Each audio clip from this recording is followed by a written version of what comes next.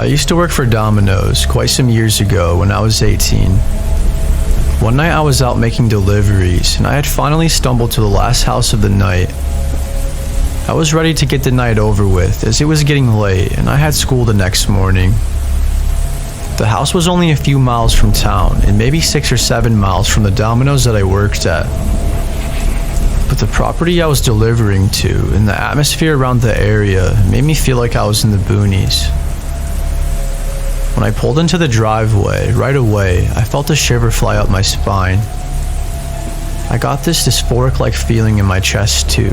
I just remember feeling very unpleasant. The driveway was a very long and narrow gravel driveway that stretched for probably a quarter mile. It looked like nothing short of a black hole from the end of the driveway before I pulled in. There were tons and tons of trees on both sides of the driveway, and the tree line on each side sat no more than 5 feet from the driveway, making it all the more eerie and dark. I sat at the end of the driveway for a brief moment as I was trying to get myself in check, because if I'm being honest, it was downright creepy and I was spooked. It didn't help that it was almost 10 o'clock at night and I kept hearing something before me in the trees. I realized that it was probably just some sort of animal, but still, it was an uncomfortable situation to be in for me. I remember hearing an owl whistling as well. It's hard to explain the way I felt. I just had such a bad feeling about the whole situation that lied ahead of me. But I had to deliver the pizza. There was no question about it. If I went back to my boss with the pizza and he found out that I didn't deliver it because I was scared, there is no doubt in my mind that he would have fired me. So I reminded myself that I was just overthinking and that everything was going to be okay. That all I had to do was drop the pizza off on the porch, as the customer already paid for it online, along with the tip. As I crept my way down the driveway and I got closer to the house, I saw a man sitting on the front porch, smoking a cigarette.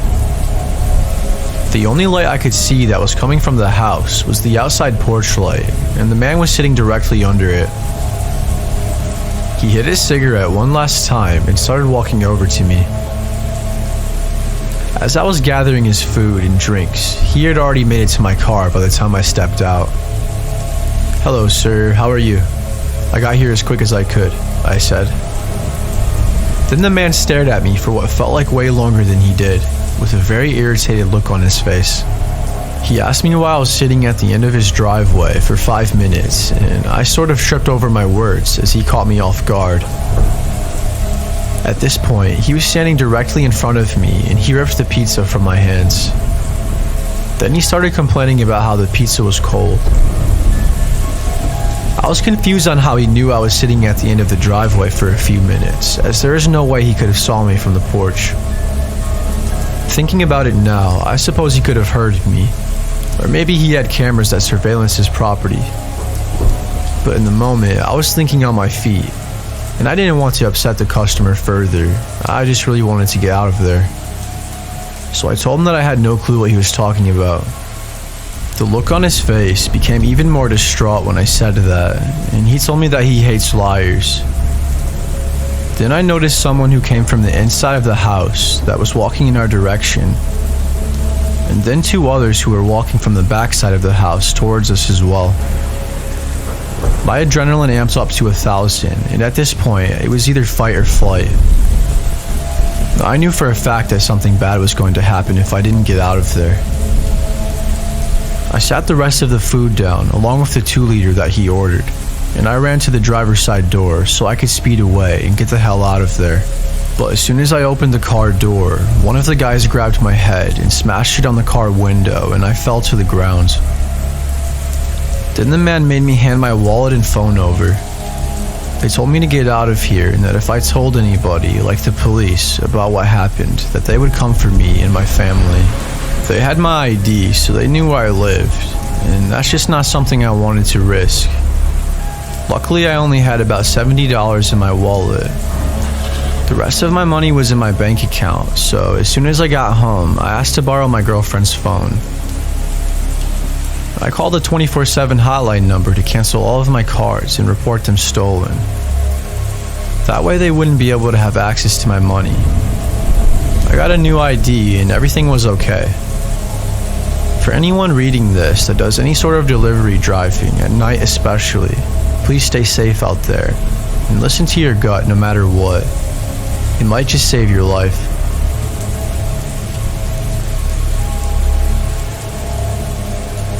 It was a cold and windy night, and I was out working. I used to work as a pizza delivery driver part-time when I first got out of school. I needed money really bad, and delivering pizza was a relatively easy thing to do. And at the time, I was actually quite happy with the amount of money I was getting.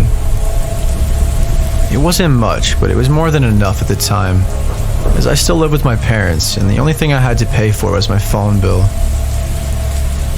Anyways, it was getting late, and this was probably going to be my last delivery of the night, depending on how fast I could get it done, that is. When I arrived at the house, I walked up to the front steps and I knocked on the door. There was nothing unusual going on just yet. They had the main door wide open, with the screen door cracked open as well. I waited for about a solid minute, and I politely knocked again. This time though, a little bit louder. I wanted to be sure that they heard me this time. I heard music playing in the background, so I was thinking that they probably just didn't hear me. I waited for another minute or so, but still, nobody came to the door. I knocked 2 more times with about a minute between each time, and still, no answer. I was in shock, as this wasn't something that happened to me frequently. Usually when I arrived at a house and I knocked on the door, the customer would be there in less than a minute. Just as I was about to knock for the last time, I noticed a piece of paper that had been stuck in between the door. I decided to grab it and read it. The piece of paper said, "Please deliver the pizza to the back door and knock loud and hard," with a smiley face on it. Right away, I picked that up as a red flag, but at the same time, I convinced myself I was overthinking. I almost just left the pizza on their front porch, but I didn't want them calling and complaining to the store about it being cold when they finally found the pizza. What the hell, I'll just do it. At that point, I had been waiting for almost 10 minutes, and I was genuinely starting to get irritated.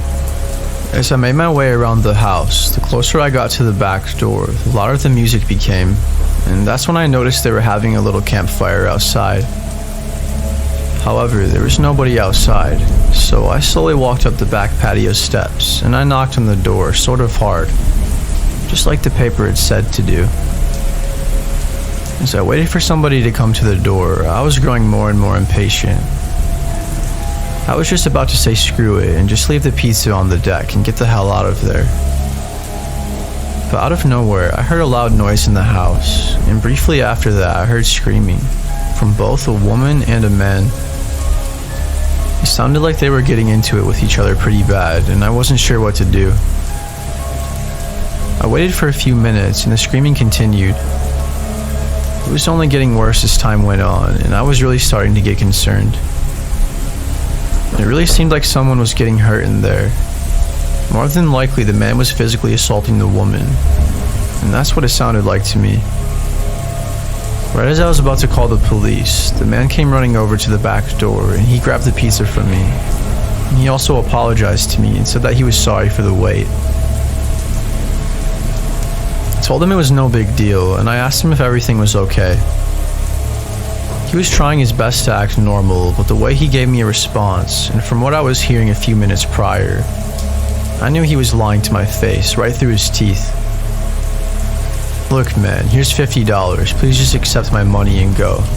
What's going on here is between me and her, and it's none of your concern." I then looked at him with a really unsettling look, and I told him that I didn't want his money, and I started walking away, already knowing that in the back of my head I was going to call the police when I got in my car. When I made it back to my car in the driveway, all of a sudden, out of nowhere, the woman came storming outside in my direction and started begging for help. She had been beaten so horribly you would not believe it.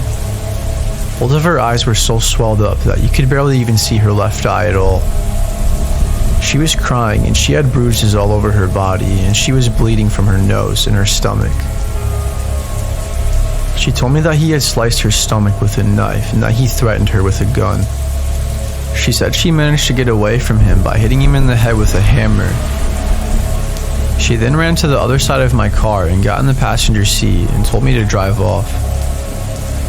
She was freaking out and screaming, telling me that we needed to leave before he came out there and killed us both. She was literally begging and screaming that I helped her get out of there. So we drove off and she called the police using my phone. I took her with me back to my work, and my boss was very understanding after I told him the situation. I ended up quitting the very next day though, as it was just too much for me to cope with. I thought that I was better off looking for a different job, something that would be safer, you know. The woman who I rescued, Angela, called the police with my phone as soon as she got in the car, like I said. But by the time the cops arrived, Tom was dead. The man killed himself by shooting himself in the head. Tom had been abusing Angela for years, and she had no way of escaping it. She didn't have a phone or any friends in the area, and he had been keeping complete control over her for the past 2 years. Apparently she was pregnant, and Tom didn't want to be a father yet, and that's what started the argument in the first place. He most definitely tried to kill the baby, but to no avail. Angela and I now are good friends, and we have each other on Facebook. I reached out to her recently to ask her how things were going, and she said she couldn't be happier and that she's in a new relationship with someone that truly loves her and cares for her. She even sent me some pictures of her and her daughter, and they seem to be in a much better spot now, which makes me happy.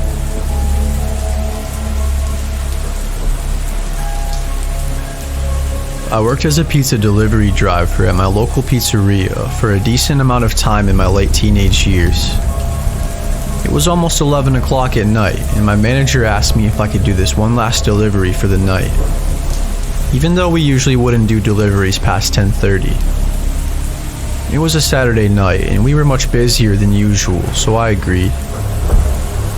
After all, I really couldn't have told him no, even if I wanted to.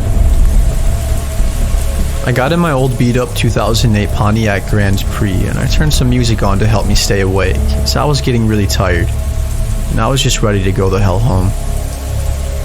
I live in a small town, so I knew the area very well, like the back of my hand. Ironically enough, I've actually never delivered around this area before. It was a few miles out of town, and I'm positive it would have technically been a different jurisdiction, or at the very least, a whole different township. As I was getting closer to the house, I realized how unfamiliar the area was, but it didn't bother me much. When I got there, my GPS told me I had arrived, but I was still about a quarter mile away from the house. I was really confused, so I kept driving until I saw the next house. I was literally in the middle of nowhere, so I figured it was just the GPS being glitchy or whatever. Like I said, I stopped at the next house, hoping that it would be the correct address.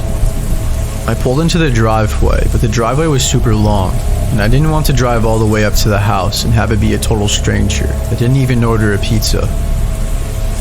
So I stepped out of my car and I looked to see if there was an address on the mailbox, and there was. It was definitely the address I had in my GPS, so that gave me a lot of relief.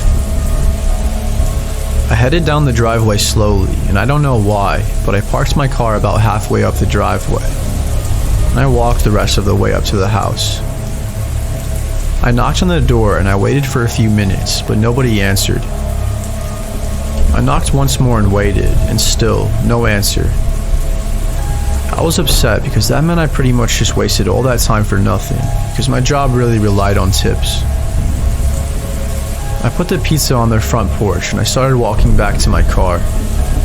I picked up my pace a bit because it was really dark on their property and they didn't have any of the outside lights on, so I had no source of light whatsoever.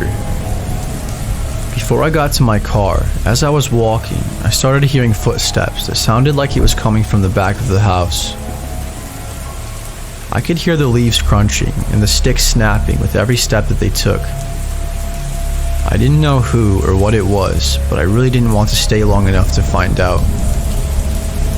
I got back in my car and I started it, and I slowly started backing out. there wasn't really any room for me to do a U-turn unless I were to drive all the way up the driveway and turn around, and I really didn't want to do that. Anyways, as I was backing up, I was too busy looking behind me to make sure I was following along the driveway. But when I turned my head back around, there was a man that had some sort of wolf mask on, and he was chasing me. I practically floored it immediately as he was running quite fast, and I didn't want him catching up to me. The driveway had a decent sized curve to it, and I sort of slid off the gravel and I hit the mailbox, and I almost ran straight into the ditch. The man caught up to me and he tried to open the passenger side door, but I had locked it before he could open it. And then I drove off. I drove back to the restaurant, all while trying to figure out what I should do and if I should call the police or not, but I chose not to. I didn't tell anyone at work about what happened either.